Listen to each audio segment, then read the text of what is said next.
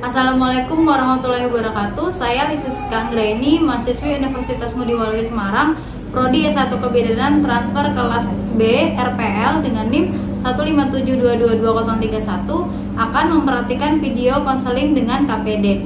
Terima kasih. Assalamualaikum. Waalaikumsalam. Iya, silakan duduk ya Bu. Iya. Tutup pintunya dulu.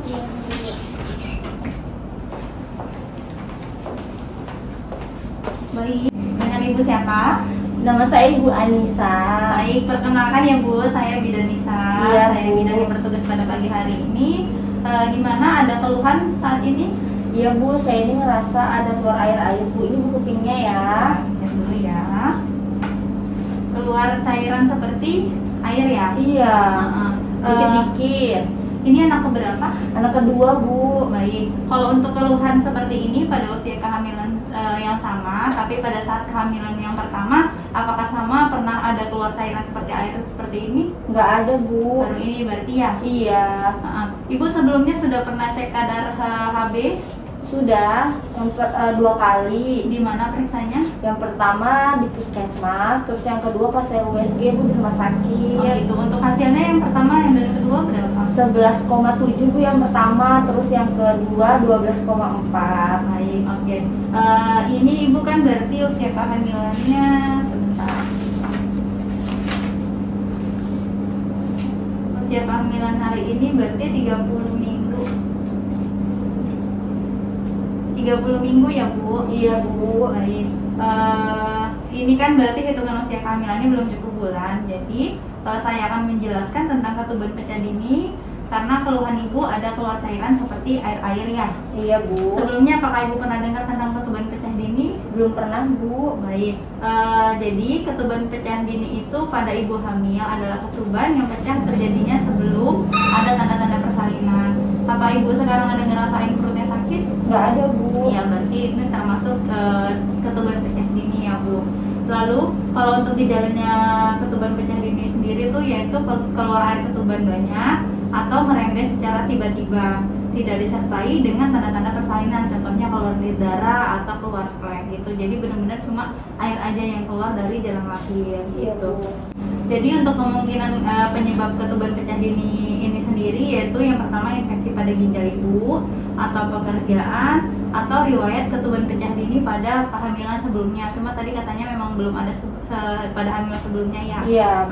Terus juga bisa pengaruh dari usia dan juga untuk bisa pengaruh di paritas atau kehamilannya berapa kali gitu ya. Iya, Terus untuk penanganan ketuban pecah dini itu sendiri yaitu ada kemungkinan untuk segera diakhiri kehamilannya gitu. Jadi kalau misalkan ibu nih ada keluhan keluar air-air, nanti kan kita periksa dulu di USG sama dokter, memang ketubannya yang keluar itu air ketuban atau lain, dan nanti dilihat air ketubannya habis, cukup atau masih banyak gitu ya. Nah kalau misalkan memang itu pas diperiksa ternyata memang air ketubannya yang keluar, jadi ya kemungkinan untuk segera diakhiri kehamilannya yaitu antara lain dengan diinduksi, jadi dimasukin obat rangsangan untuk merangsang kontraksi ibu atau bisa dioperasi sesar gitu. Yang pertama lahir apa? Normal Bu. Berarti nggak sesar ya? Iya.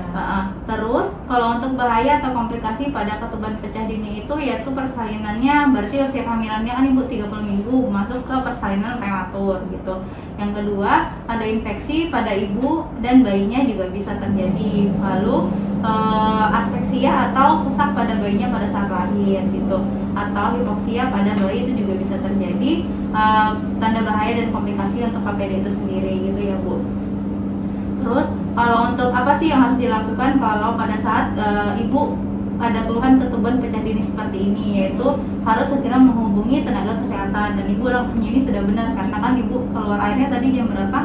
Jam 8 Bu. Ya berarti sekitar 3 jam yang lalu dan ibu langsung ke sini berarti ya. Iya. Terus kalau untuk apa aja sih yang nggak boleh dilakukan ketika terjadi ketuban pecah dini itu, yaitu ibu nggak boleh berjalan-jalan dan harus hanya di tempat tidur saja gitu ya.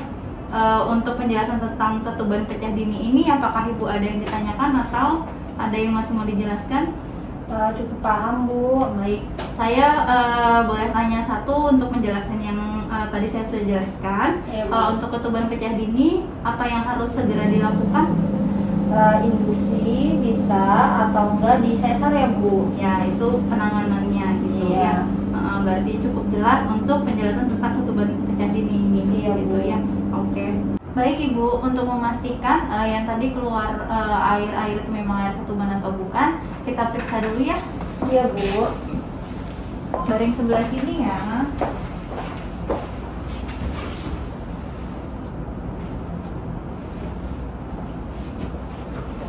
Baik, silakan duduk lagi ya Bu.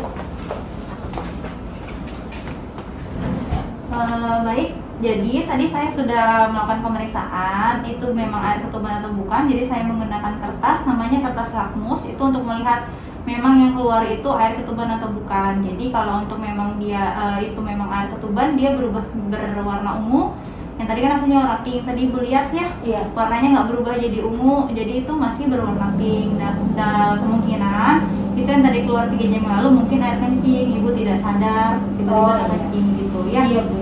Tapi untuk memastikan itu memang ketubannya kondisinya gimana sekarang, boleh Ibu bawa nanti ke USG, ke dokter spesialis kandungan ya. Oh iya Bu. Karena ya kan nanti bisa dilihat air ketuban cukup kurang atau gimana nya nanti dilihatnya dari USG. Iya Bu. Ya, jadi ini bisa langsung ke dokter spesialis atau mau besok juga nggak masalah. Tapi kalau memang besok perginya, kalau misalkan sebelum waktunya USG ternyata ada lagi keluar air, segera ke rumah sakit. Oh iya Bu. Karena usia kehamilannya masih hitungannya prematur, Iya, gitu. Bu. Karena kan di sini cuma klinik ya, nggak bisa untuk melakukan pertolongan persalinan bayi dengan prematur, gitu. Ya Bu. Iya, Bu. Untuk ini apakah sudah jelas atau masih ada yang bisa saya bantu? Sudah jelas Ibu. Terima Iya. kasih Bu. Oke, ini buku piknya, hati-hati di jalan ya Bu. Iya Bu.